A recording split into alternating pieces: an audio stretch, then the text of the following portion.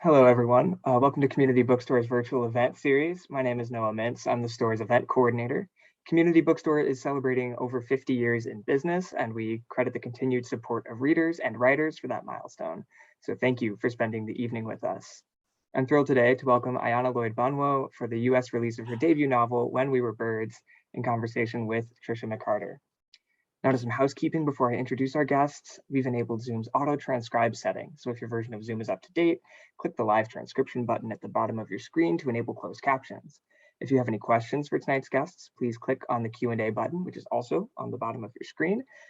We will be asking those at the end of the program, so please don't be shy. There's also a chat box through which I will be posting a link to buy tonight's book if you haven't already. And one caveat for tonight is that we're all at the mercy of our home internet connections, so please bear with any technical issues that might arise. We'll try to resolve them quickly. We have a great lineup of events planned for you as we head into spring, so do head over to our website, communitybookstore.net, and sign up for our newsletter to stay up to date.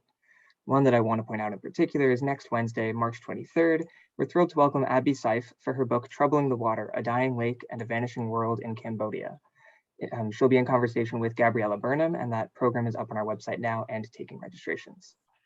So now a little about tonight's guests, and we'll get started. Ayanna Lloyd Banwo is a writer from Trinidad and Tobago. Her work has been published in The Caribbean Writer, Moko Magazine, Small Axe, Pui, Tri, Callaloo, and Anomaly.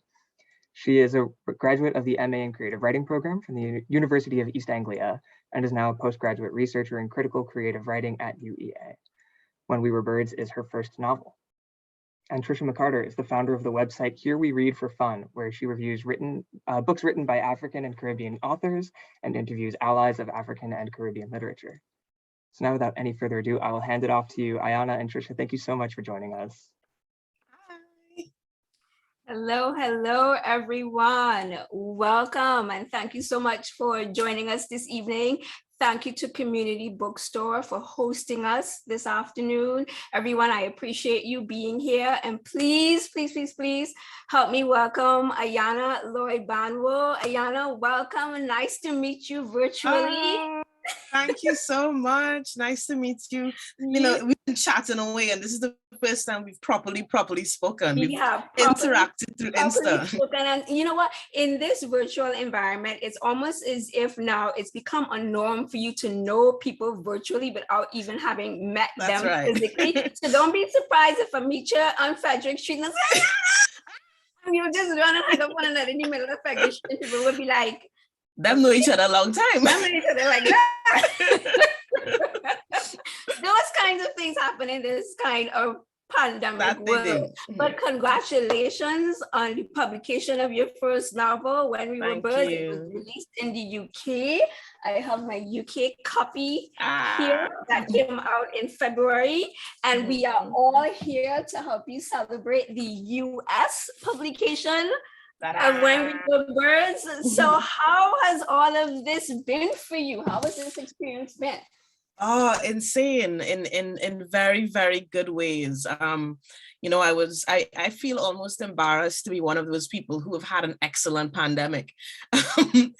Other than getting COVID towards the end, you know, when things were quite insane was when I sold this book. When, you know, we sort of got the ball rolling with the publication process. And now, you know, just when things are kind of opening up and feeling a little bit normal again, normal, whatever that means, who knows what normal is anymore. But yeah, for, you know, to have the ability to have two books, two beautiful covers, two great teams to work with and great readers so far. So yeah, I've had, it's been a good run. It's been a good run. That is so good to hear, you know what I mean? Because I remember seeing you in the middle of the pandemic. You had interviewed Monique Ruffy and Jake Ross. And I was saying to myself, Ayanna's face looks familiar, but I can't quite put where I know from. And then it was only after seeing you more, and I remember, yes, that's right. That's where I first saw you. So congratulations on everything. And I'm really glad this has been, you know, a good experience for you. You're getting kind of the tail end of it, so you're still able to do some in-person things. So that's really good. And I'm really happy. Continued success. But the first thing that I want to do for us to start this off is I want you to set the scene for us with a reading. So would you mind giving Right. us a short reading of your book? Sure. I'm going to try to make it quite short, but I do want to, because this book is it alternates between two viewpoints, two characters, Darwin and Yejide, and so I kind of wanted to give you a sense of their voices and their stories a little bit. The two excerpts I'm going to read both feature them recalling or reminiscing or thinking about their mothers. Okay. So yeah, let's see if let's get there. It had always been Darwin and his mother Janaya living like their own island at the end of Dahlia Street. There was no one else like them, and other than Miss Enid next door, nobody really cared about them either. It was enough for the adults on the street to know that the boy from up the road was quiet and respectful, never bother nobody, never take up too much with the other boys. They couldn't understand though why his mother didn't cut his hair and have him looking decent, but they knew better than to ask Janaya her business and leave the family alone with their ways. Everybody knew Janaya was the best seamstress in the area. She was reserved, almost solemn, but all they had to do was ask, and she would sew their children's school uniforms, and when times was hard, let them pay her when they could. And so he and his mother lived in a community of two. Well, three if you count Miss Enid, and he always counted Miss Enid. Even when Jania's hands started twist and pain like old roots, he still see them as they looked when he was little, as she turned the pages of the Bible that she kept on her bedside table, the cloth that always wrapped her hair, making a crown high atop her head. He almost never see her hair underneath it, and he used to think that her head just shaped that way, like the Nefertiti picture she had tacked onto the wall in the front room of their house. It was right next to the photo of the doctor and the other of His Majesty and Empress Menen. Them three photos was like a trio of gods in the house when he was growing up. The conquering lion of Judah and his empress, the Egyptian queen that had been the most beautiful and powerful woman in the world, and the doctor, the crown prince of the sufferers of Port Angeles, as she used to call him. It was the only remnant of her life in the city, the place she grew up from small. If it wasn't for that photo, he would have thought his mother had come into being when he was born and had always been there in their house, in their yard. All she ever said was that she turned her back on dead and consecrate herself and her new son as Nazarites, separate, promised to Jah, in the world, but never of the world. She would stroke the pages of the Bible as she read devout to him, the razor, the locks, the dead. Her voice was soft as what he imagined lambs will feel like. But when she wasn't looking, he would find a place to himself and cry long, long tears to think of his mother, dead, alone in her bed, and that he would have to leave the house he grew up in because it was just he and she, and who would take her away? He wouldn't have nowhere to go if no one would take his mother from the house where they live. And God would smite him if he so much peeked at her just one last time to say goodbye. Miss Enid would gather him up as he sit crying on their back steps when she come out to do her washing and tell him not to worry. Your mother too damn stubborn to die.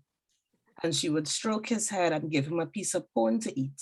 And he would forget about the image of Janaya lying dead in the empty house. A little bit of Darwin. And this is a segment of one of Yejide's chapters, and she's also thinking about her mother. Yejide only know her mother through moments meant for somebody else, glimpses through a half-open door, a snatch of conversation she wasn't supposed to hear. She put each of these moments into boxes. Sometimes she opened them, spread out their contents to take inventory. First box, a small light blue one that smelled like loneliness. She was 9, the first few months after Granny Catherine gone. She and Seema playing in the corridor outside, Petronella brown legs hanging off the side of her big bed, her toes barely touching the floor. faint sobs drifting out the crack of the door, Peter murmuring soothing sounds. A rose gold box, round, the same color as one of Petronella's fancy dresses that Yejide would sneak into her room and try on when she wasn't looking. She was 11. Petronella sitting at her bureau, Peter bareback behind her, his hands on her shoulders, stroking her neck. Petronella spray in a tiny bottle of something that smelled sweet on the inside of her wrists, putting deep red lipstick on her mouth, her face beautiful and grave in the mirror. A forest green box wide with a false bottom, space enough to hold this from when she was 13. Petronella and Geraldine in Geraldine's room on the opposite end of the corridor, laughing quiet and whispering to each other. Geraldine sitting in a bureau identical to Petronella's. Petronella fingers oiling her sister's scalp, the whole room smelling like rosemary. Another box, black, a tiny sickle, padlocked and humming, with the knowledge that her mother did not belong to her. She was 15, Petronella sitting silent, her body taut, almost vibrating, straining with the energy it takes to keep herself still, her eyes staring at a point in midair, and Geraldine next to her crocheting. Like if not for her hands making chains and loops and stitches, Petronella would lift off and fly up in the air, leaving her daughter with no mother at all. A purple box, heavy like an unanswered question. 16. Identical voices. She can't hear who talking until she peek around the corner and see Petronella and Geraldine arguing. You have to teach her, Petronella. I don't have to do shit except stay alive. Geraldine mumbled something, but she can't hear. And what? And when they don't need me anymore, they expect me to just dead? Like all I good for is this? Just a dead? Footsteps on the landing come closer to Yejide. She back away, press her body tight into a nook just out of sight until she can't hear them anymore. Thank you so much. You know, that brings back a memory that I have. I remember reading, you know, that particular aspect and wondering to myself, what is going on between Petronella and Yejide? Why is she so reluctant? It was like she got stuck with this legacy that she didn't want, and she didn't know what to do with it. You know what I mean? So it was so many different aspects, so many different conflicts going on. But thank you so much. I'm not going to go down that road because I don't want to spoil it for anybody. Yeah. But one of my first questions is, I grew up in Gonzales. Do you know where Gonzales is? Yes. I grew up in Gonzales and in my childhood with my grandmother. And the beginning of this book just holds you and grabs you. It's like they are sitting down and Granny Catherine is telling Yejide the story about the kobo, and you had me at kobo because I've never seen that word used in any other Caribbean book the way you have used it. So you had me at the word kobo. And it was like, she is sitting down and they're telling the story and Yejide is interrupting and she like, you want me to tell you a story? You want to listen to it? All right. Very granny. Everybody granny is like granny. That is what grandmothers do. You understand what I'm saying? They protect you and they scold you all at the same time. And one of the things I was wondering is that how many stories did you hear as a child influence your idea for this book? Oh boy, you know, one of the things that people ask a lot is, you know, when did this story start, or when did you start writing? And it sounds like a simple question. And I could answer it simply. I could say, I started writing a short story that became this book in 2017. But I grew up with stories. I grew up with my grandmother as a storyteller, my mother as a storyteller. I grew up with a lot of cousins. And so, you know, I remember in Trinidad, we had, well, actually for us, it was one channel and then it became 2 channels. So it's not like it's that much. And TV used to sign up at us. Exactly, TV cut off. So it's not like if you had unlimited, you had play, you had story, right? So that was just my childhood, and my grandmother could make up anything into a story. So much of Granny Catherine, I mean, as much as, you know, her character and my grandmother's character of course, they're very different people, but it was that way that she would just pull you in. Imagine you have 7, 8 little children running about the place. You had to just hold them, hook them, and keep them still for as long as possible. And she would start with one, and then go into another one, then go into another one. I was telling somebody, even Christmas Eve was, the family sort of gathering, and my grandmother would make up a whole map about where Santa Claus is at what point and where, and we look at the atlas, and we had to go through and see. Right. And by the time Santa Claus reached Barbados, she right, going on your bed. It's that real close, right? Close. So, and I mean, between just her making up stories, we grew up hearing about our ancestors, her mother, her grandmother, great-grandmother, so it was almost as though my grandmother mythologized our family, probably not intentionally, right? But I grew up hearing I never lived in Belmont, but I grew up hearing stories about Belmont because that's where they were from. Right. And all of these is like if Garnet Lane was some kind of magic place. And they had a very different childhood than we had. They were in the road, they're running up and down, they play with the neighbors, kind of thing. So much of my childhood hearing the instinct for story, and not just for written, because we were reading a lot, but for orality, for oral storytelling, has been there with me since, as I can't remember when it wasn't there with me.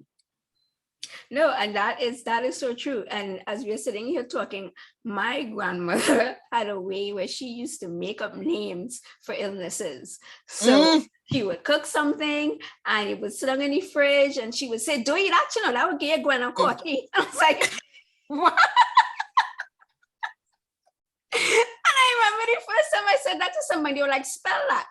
I was like, I'm not sure. And it takes you a long time to realize it's not a real illness, huh? It's not a real illness, what I mean? But it is so cool that that, because it brought back so many memories for me of the time that I had, with my grandmother growing up, what I mean? So that leads me to my next question, which is like, were you conscious that you were highlighting something that is so normal for us as children growing up, at least when I was there, I was a child in the 80s. So it's like, were you consciously aware that you were doing that?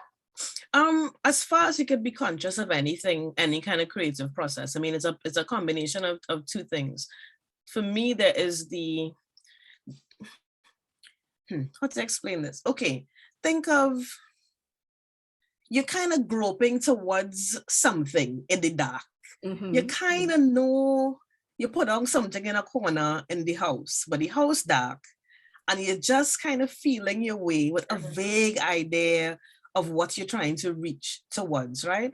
I think for me, because I am compelled by ancestry and lineage, it means you have to be, you're compelled by story.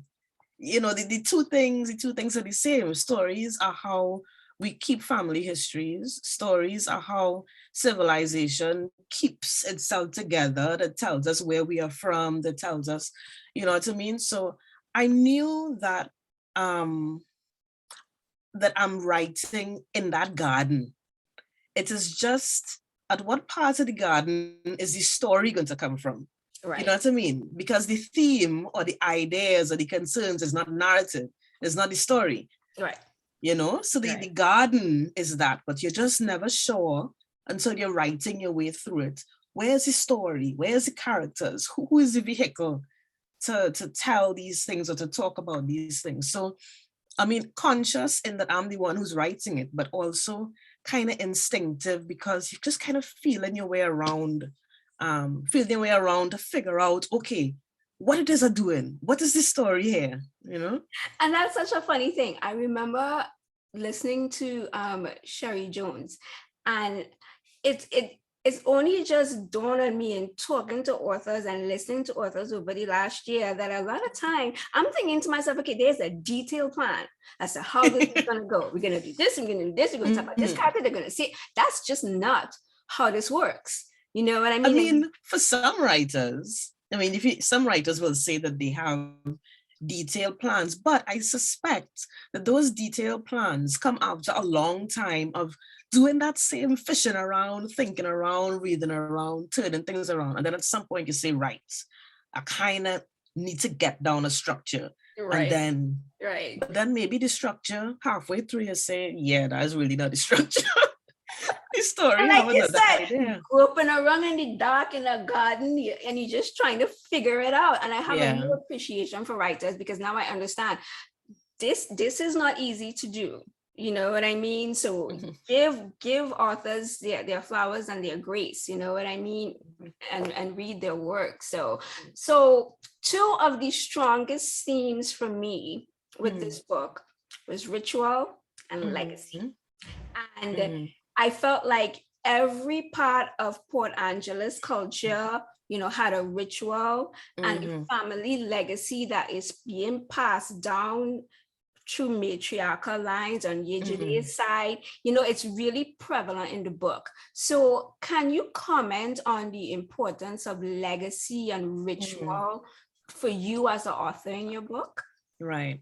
You can't write about death or grief in any kind of way and not think about ritual, because we are human beings, and it's not even exclusive to human beings. There are animals that have rituals in their own way of how they dispose of their dead, how they mourn, that kind of thing. So, and mourning is ritual. The way that cultures mark the passage of a person from the physical life into the afterlife, or whatever we see as afterlife, is through ritual. And ritual is just that sort of repeated, deliberate series of actions that make or enact or give something power, right?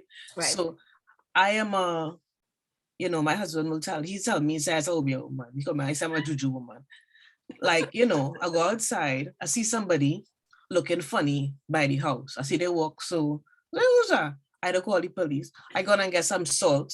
And you sprinkle it. And I throw it in front of my gates. Because I don't know who they is or where they come from. What you trying to do, but you're looking at the shit. So let me but not here. What are you trying to do? Right? Now he will say, yeah, but we could just look at the ring doorbell though. I'm like, yes, but this. Right? So I mean, it's obviously and people could laugh or whatever, but I invest my energy, my power, my belief in it's something that makes me feel safe. It's something that, even if it's only that, I think that is powerful, and that's powerful enough. In terms of the book, a city has a rhythm, a city has rituals, a city has ways that it operates, it has cycles. This book goes through seasons. The dry season, the Petit Carême, the rainy season, the passage of All Saints, All Souls, the Cemetery Fidelis has a kind of ritual and a seasonal kind of nature to how things go. And of course, there are a lot of death rituals in the book also. I think it's important for us to recognize that there's a lot of cultural legacy contained in death ways. The ways we have wakes, the way you have this, how long you go back out to work after, all of these things are part of grieving, they're part of healing process, they're part of teaching, they're part of, they're important. And as a Caribbean person, I think it's important to write about those things and to invest them with seriousness and resonance, emotional resonance, because it is an important part of who we are.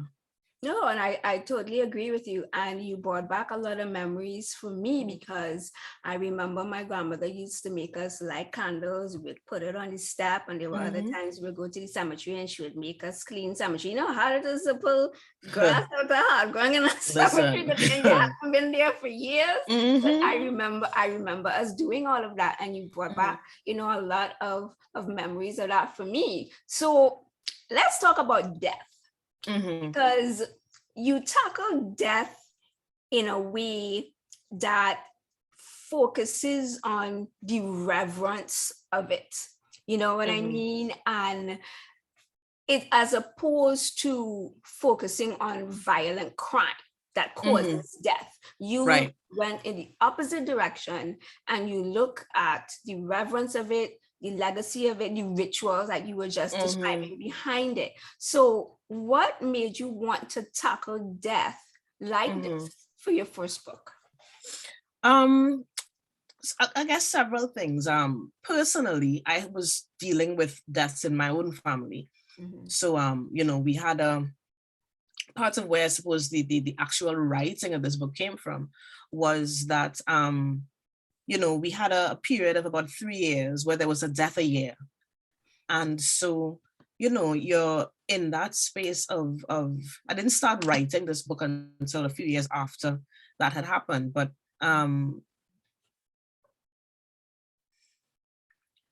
the process of grieving was a very sort of fertile, strange kind of process, because we grieve because we love.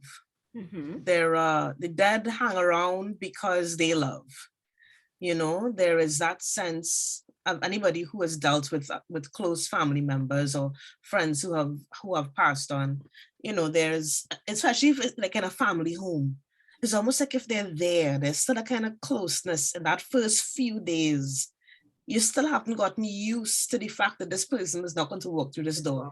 You know, their slippers are still where you put them. You haven't cleaned out the room. You haven't, you know, the handbag is next to the phone stand.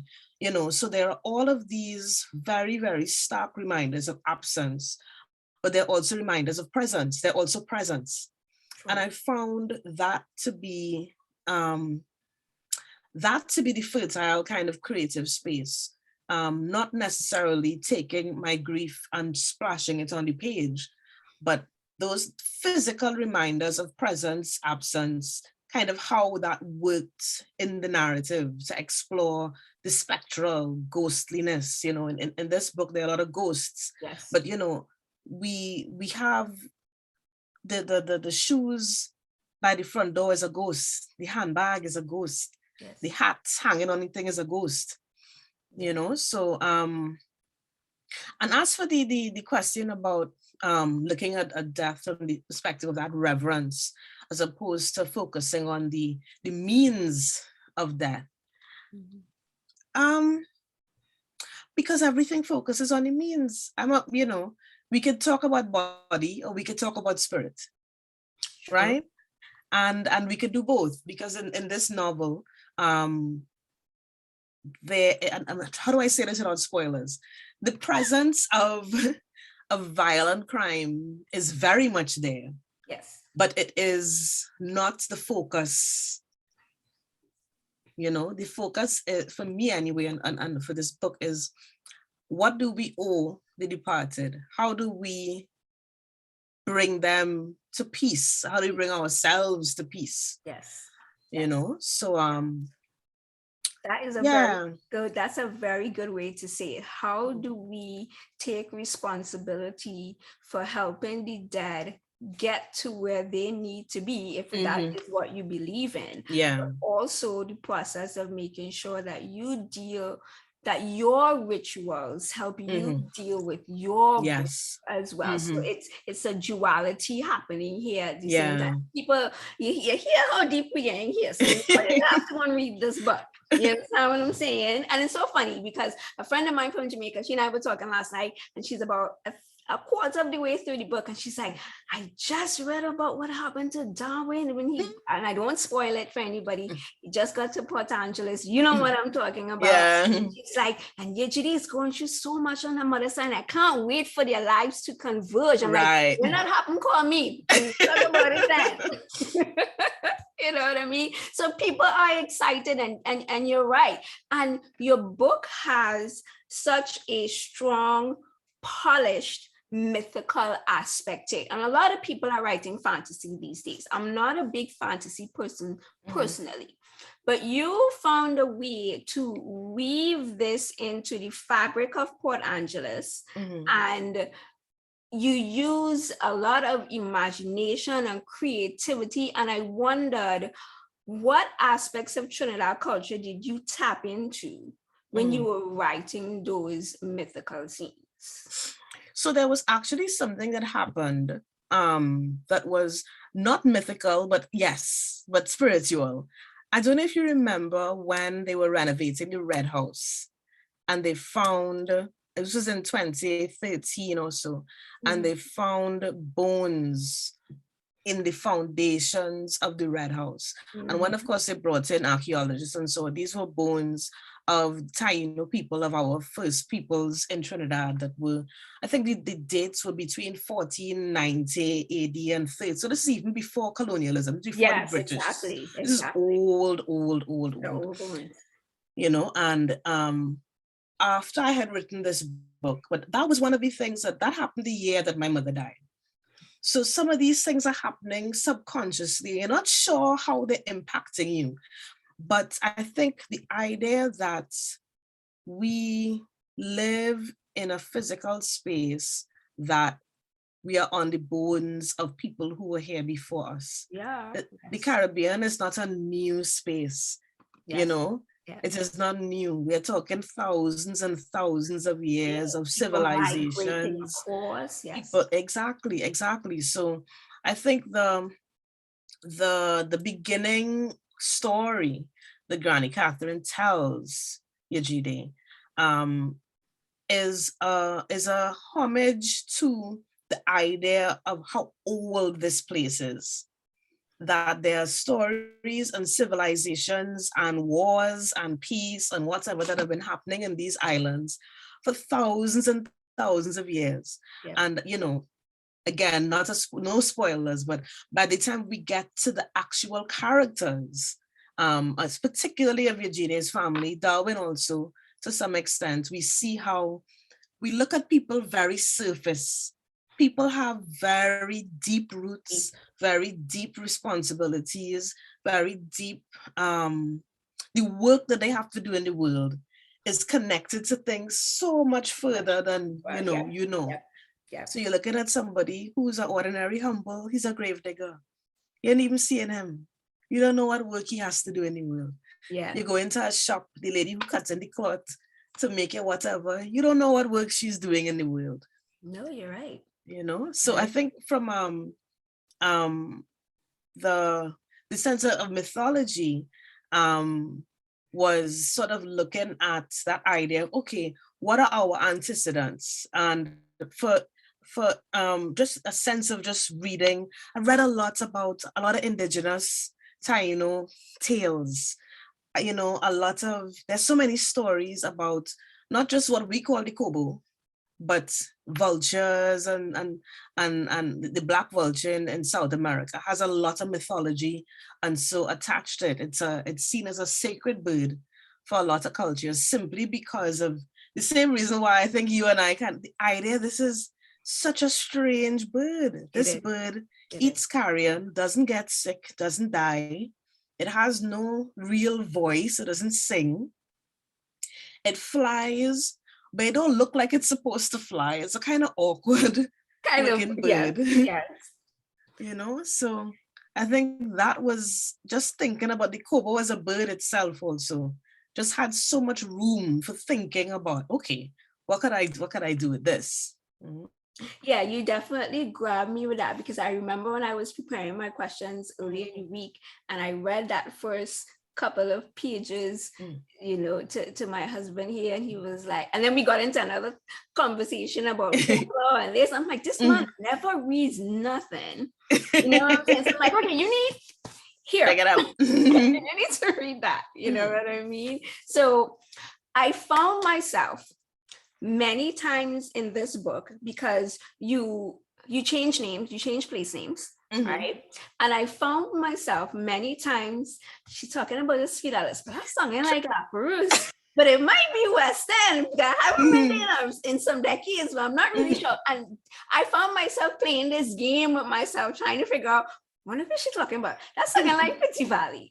That's something like Lavins Hill, but I'm really sure. And then she's talking about the Corey said, how to be up in Lavins Hill. You know what I mean? So I found myself, you know, playing this really kind of cool game with myself, trying to figure out where did you pull all of this from, right? So what areas in Trinidad influenced the places that you describe in your book, and how did you try to make those places yours? Oh, it's such a good question. Part of the thing is so I left Trinidad not too long ago. This was just 2017, right? But you know how Trinidad is. Trinidad moves so fast. So fast. One way you know exactly how to get to a place. You come back in a year. The street is a one-way street. You can't park there anymore. The building does a landmark, not there anymore. You know, the big roundabout by Nestle. Change. The signs, always the sign fall down and nobody fix it back. So you don't even know you're going the wrong way. You know, so the practical part of it was that I had been at first writing, really trying to kind of, okay, this is Trinidad. I'm writing about Port of Spain. I'm writing about whatever. And I had a little bit of anxiety of forgetting. It's like, but suppose by the time, because of course you have no idea when a book is going to be put. It's like, suppose it take time. Right. Suppose it's not so anymore. And then the more I started writing, I realized that it didn't work. The narrative demanded different things of the space. So for instance, Darwin comes from Dahlia Street to Port Angeles. Now, even it had to feel like it was this journey that he was on, that he would never have been to the big city if he didn't have this job. It had to have the scope and the breadth of an epic kind of journey. And Trinidad is small, so you wouldn't really get that space if I used the actual geographical mapping. But I'm also really interested in maps and the way that maps lie. The experience of for somebody who has never gone, so for somebody who never went Moruga, right? Moruga could feel, especially as a little child, it could feel like if you drive off the world and you still drive. Yes, I remember I felt like when I first time I went Toko. Yes, you're right. Exactly. You're just going. But when you look at the map, it just there's a day. It's a short thing. It's right there. Yeah, that's half an hour. Exactly. But that's not how we actually experience space. The way we experience space is very individual. It's very much it depends on a lot of different things. So I think I kind of let go and I kind of freed myself to let Trinidad be what the narrative needed it to be. And so it meant I could mush together places. Yes. So I am from the West, right? But that could be, Montmarie is part Petit Valley, part Maracas, St. Joseph, part Paramin. I felt that too. All kind of smooshed together. I felt that too. Yeah. The only place that I think is this is exactly what this is. This is Fidelis La Perouse is definitely inspired by La Perouse. But again, I had to change how the space felt to some extent, how big it was, how easily it would be to get lost. And I'm very, very familiar with La Perouse because most of my matrilineal line, my mom, grandmom, are all buried there. Yeah. So, it's a place that I have spent a lot of time over the years, even before, this series of deaths in my family, just because you know, as a weird person, and a cemetery is like an archive, is like a library. You could walk around and know so much about a place, You're just right. looking at headstones and reading Headstones, looking at headstones. dates on headstones. Mm-hmm, Yes, mm-hmm. yes, yes. So Port Angeles is Port of Spain, but it's not Port of Spain. Mhm. Trinidad is Trinidad, but it's not Trinidad. You know, Lapirus is Fidelis, but Fidelis is not Lapirus. No, no. You sprinkled your own fairy dust on it Yeah. to make it what it needed to be for this book. You know what I mean? So I am looking at the time. We are at 6:40 my time, so we're a little over the halfway mark. I have a couple of questions I see in the Q&A box. So let me move over to those for now, and I can come back to mine. So here Willis is asking, who is your primary audience for this novel? And what do you want us to walk away with after reading it? Thanks so much, Kay. So this is going to sound like an odd answer. There are two. My primary audience in the living world is whoever picks up the book, finds something in it, and wants to read it. You know, I am a Caribbean person. I'm a Trinidadian person, and so my internal reader, or the internal audience that I feel kind of beholden to, is a Trinidadian audience, because I want Trinidadians to read this book and not to feel like she gone away too long, she forgets. She don't know us at all. She get Yankee eyes. Exactly, you know? So there is that sense that, you know, I want home to feel like, yeah, Gil, this is something like us. But as far as a readership, you know, I hope that my readership is broad and wide, and that's something that surprises you a lot, you know. I mean, because I'm in the UK, I've been to some bookshops where I've been to a bookshop where I had a whole audience that I'm looking at them and I'm just seeing these little old white ladies, and they love the book, finding so much to connect with and so much to love and so much to be involved in. And let me tell you, the funny thing is, some of those people actually grew up in Trinidad. Would you believe? Small world. Like, long time expats were born, their parents were working in the oil fields or whatever in San Fernando. So they grew up in Trinidad as little girls, left and saw a book, Trinidad. They said, oh my God, I have to read this book. So, you know, readership, whoever wants to read the book, read the book. But if I have to think of this book is dedicated to my parents, who, as I said, are dead, but they are not asleep. Primarily, the people who this book is for are my ancestors, are people who are not here. So if they are pleased with me and they are pleased with my offering, then I'm happy. I think they are pleased. I am pleased. They have to be pleased. You know what I mean? I think you have done justice. You know what I mean? So. And for me, I have been outside of Trinidad longer than I have lived in Trinidad. Wow. Right? I've been in the States for 20 something years, right?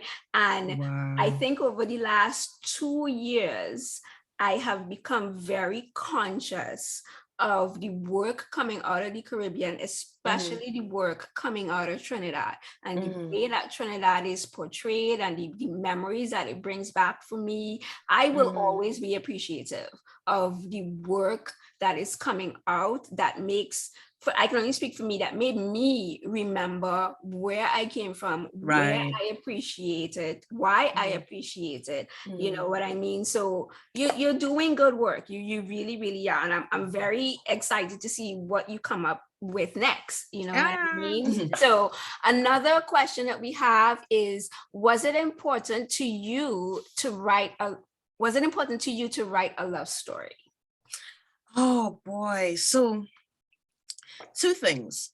When I started thinking about this book, I was thinking all out here.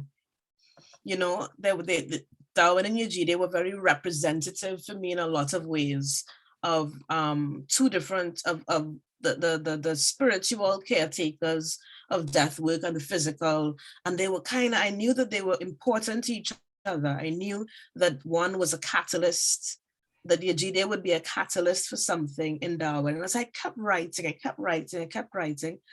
And at some point, it clicked to me. I'm like, why are you so stupid? Of course, this is a love story. Of course it is. And it felt so obvious by the time they came together. It was, I kind of was like, idiots. Idiots. And the thing is, at the core of why we grieve, why we remember, of why we even do these rituals in the first place, is because we love. And there's all kinds of love in this book. There's the complicated love between parents and children. There's the complicated love between, people who aren't even biological parents, Peter and Yejide. Peter's her stepfather, and he is his father as if he had, as if she was. I didn't even realize that he wasn't her father, to be quite honest.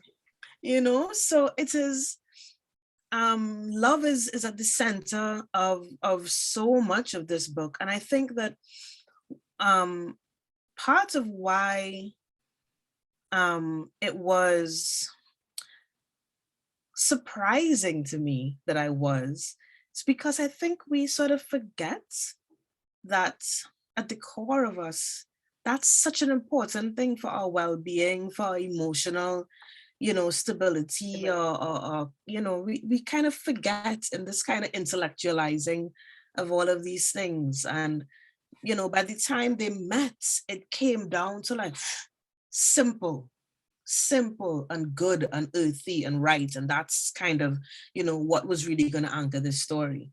And Darwin is such a, how to describe Darwin? Darwin is like the fella living down the road who you know for a really long time.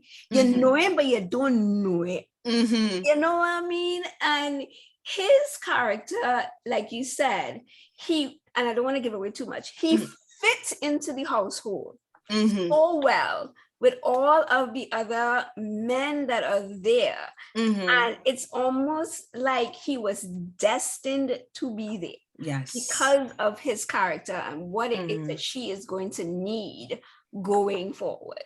I'm so happy to hear you sort of sum it up like that. Yeah, and that brings me to my next question, which I was wondering, it's like, men in Caribbean lit are either abusive or dominant. And you went a total 360 with the men in this book. They are like the supporters carrying this heavy, I don't want to say burden, but for some it was a burden of continuing on this legacy. And I wondered, why did you choose to portray Peter and Mr. Homer in this way? Because that's who they were. Sometimes a character just kind of walks in and says who they are. I mean, Darwin definitely was that way. Darwin was the first character that came to me, and I just knew that was who he was. I think you're right in that there is this idea of Caribbean masculinity is that, that is kind of one note. This is the macho, the whatever. But I think the reality is that the Caribbean has always encompassed a range of masculinities. I don't know anybody who Caribbean father don't cook. You know what I mean? That is so true. You know what I mean? And no, take pride You're right. in my hand sweet. Even if it's a fish board, they could do that. They could cook, they love their children. They, yes, we have the negative, yes, we have the whatever, but, I think I was surrounded by uncles, my dad, my grandparents who were family men, who saw that that they were part of a family, they were part of a unit. And I think it was the joy of writing these men was, and even the villains are men with families to some extent, like Macintosh. Mr. Macintosh is not a nice person in a lot of ways, but say at the end of the day, the children need ice cream on a Sunday. At buy school books, I have to whatever. You know what I mean? So there is always that kind of complexity. And I think it's important to expand scope for writing men. I mean, you can only write people can write what they want. So, yeah. But you know, what's true to you or whatever. But I felt for this book, it was important to me that to present another kind of Caribbean masculinity that is not often seen, or even if it is seen, they're seen as soft man. You know, he's soft, he's a thing, woman does rule him, he whatever.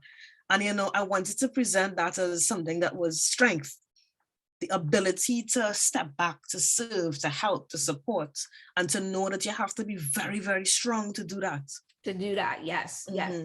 And you're very right. And the women in this book and the relationships that they have with the men in their lives, you see the role that they play.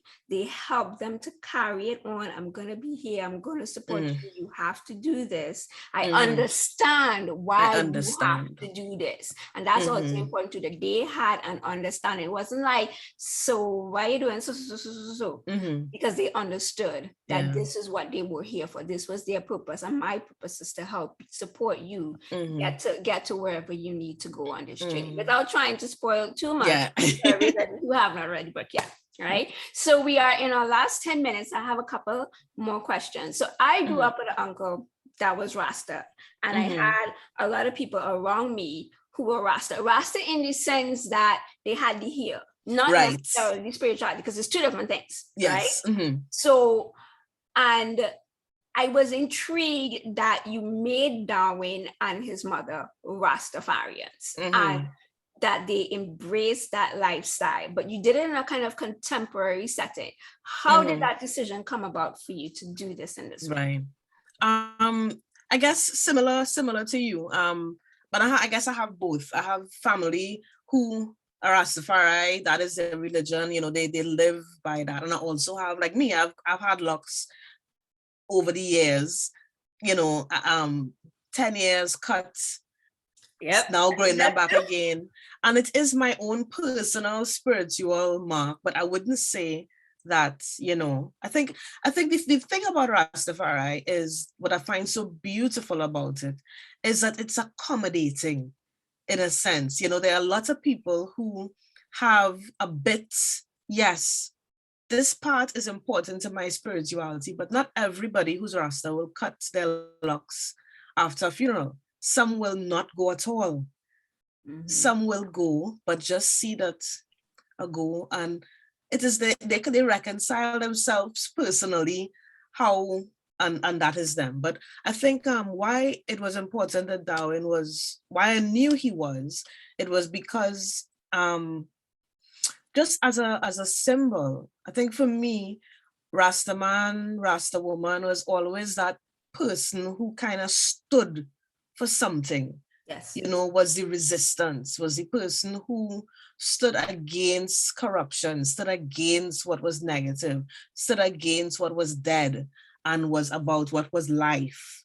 You know, so there's an honor in it that was so much important for, I guess, what Darwin was for me, and particularly the struggle of it, because it is not that you're a perfect person and you walk around and you live on a mountainside and you don't go into the world and whatever. You have to engage with the world because you're living in the world. But how are you engaging with the world? What are the struggles? How are you going to keep your principles, keep yourself, but still be, and I find that the struggle to be a principled person, yes, you know, yes, was so much a part of Darwin's story. And I just knew that's who he was. He walked into my head as a Rasta man who ended up working in a cemetery. And how that happened? It was sort of the question, how that happened, you know? And he had such a reverence. He was trying to reconcile with himself so much, because it was like he knew he had to provide for his mother. He knew he had to make a a serious change. And he really didn't want to go and work in a cemetery, but that's where the money was. And he tried to find other avenues, but that wasn't working out. You know what I mean? And then when he gets there, he tries to find ways, like you said, to reconcile with his own self that, okay, I could do good here. I'm not really supposed to be here, but while I'm here, let me do a kind deed that will kind of make up for what I have done. You know what I mean? So yeah, I totally understand it. So we are in our last 5 minutes, and I'm gonna ask you 2 questions. One is from someone, he's saying, was this book inspired by a missing element not written about in Caribbean literature, or was it inspired by personal experiences? Okay, both. I think personal experiences, not in terms of the narrative, personal experiences in that I, you know, as I kind of said before, I lost my mom, my dad, and my grandmom in 3 years.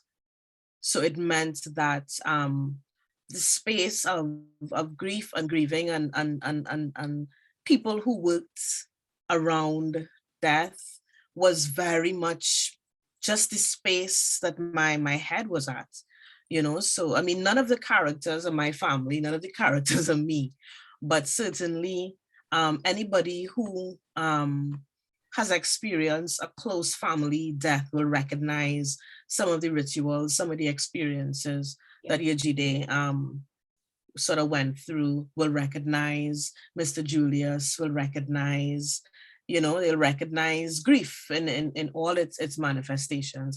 But I think if the question of something that was missing, I think the men, and I don't want to say that, I don't want to be 100% hard and fast on that, because of course I ain't read every single book in the whole of the Caribbean literature canon, but I wanted to write men who were not caught up in saw that being supportive and being soft was also strength. You know, that being nurturing was also masculine. Yeah, they weren't caught up in their own ego, so to speak. You know, Okay, so this is our last question. So it has been very gratifying for me personally to read a book that reflects so much on the things that I grew up with in Trinidad. And to me, it speaks volumes to see my life represented in a book that is now all over the place. Right. That's so insane. I want you to comment on the importance of representation for Caribbean. Oh gosh, you know, it's such a complicated kind of question, because, you know, I think every time you kind of get to one point, you feel, okay, right. And then you realize, ooh, that's complicated. We need to get to another point. So for instance, we say, okay, what we want is representation. And then you're like, what kind of representation though? Who gets to represent? Is this actually good representation? Right. You know, so there's always those kind of complicated questions when I think we stop at representation, rather than what of ourselves do we want to see? What is accurate? What is fulfilling? What is good art? What is, you know what I mean? And not what just, because, you know, sometimes I can't say so much about elsewhere in the Caribbean, but I know Trinidadians, oh Lord, we have an anxiety about making us look bad. Yeah. They make us look bad. They make us shame. But art doesn't have the responsibility to make you look good. You know, the artist's responsibility isn't to make you feel better about yourself or whatever, or you know what I mean? Right. So, but I do think as as somebody who grew up with parents who, you know, looked and searched for books with Black characters, with, you know, we grew up reading Anansi stories, and, you know, my mother used to write calypso, so we sing calypso competition. I love that. A lot of my lullabies, listen, You know, when you're reading bedtime stories, my mother singing Kitchener to me, you know what I mean? So it was, and I can't even say how, I don't know who I would have been, how different I would have been. Maybe if there wasn't that conscious reflecting myself back to me in that way when I was growing up. Maybe I would not have been a writer. Maybe I would have been writing different things. Maybe I don't know. Right. But absolutely. And I feel so happy to be writing in the company of so many amazing Caribbean writers. I mean, just in the last couple of days, you know, Brie McIver has just had her book deal. Alake, you know, I'm excited for that one, right? Listen, oh my goodness. Alake and I went to school together. We were in workshops together. Her middle grade book is coming out. Lisa Allen Agostini, yes. On the Women's Prize. On the Women's Prize.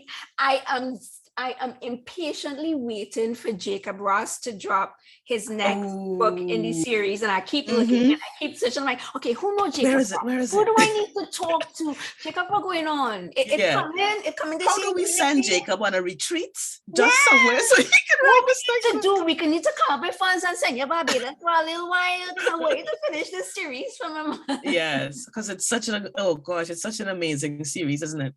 You know, he's another writer. Just because I really want to. He's not Trinidadian, he's Grenadian, but just people are doing amazing things with even thrillers and crime fiction, that literary crime novel. And you know, he said this when he talked about he's talked about those books, is that, you know, why nobody writing crime fiction about the Caribbean? We had enough crime. You know, when I read the first book, and he started talking about all the bacchanal and how you know the character even got into the police force in the first place was off a bubble. It's like, exactly. You understand what is going on. There we go.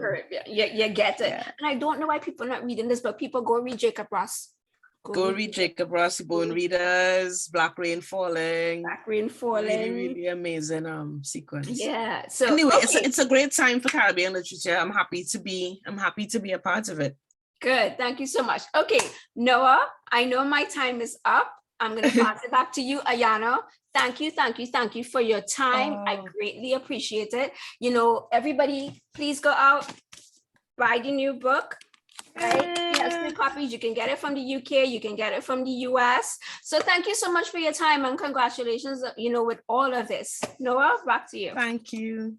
Yes, thank you both so much. This was a really fantastic conversation. I had a great time watching. Ayanna, congratulations. It is a great time for Caribbean literature because we have When We Were Birds out in the world in the US. So please do buy it from Community Bookstore or your favorite indie bookstore, wherever you are. We hope to see you at another virtual event soon. Ayanna, Tricia, thanks again so much. Have a great night. Thanks. Good night, everyone. Bye-bye, everybody. Oh, good day. Bye. Have a good night.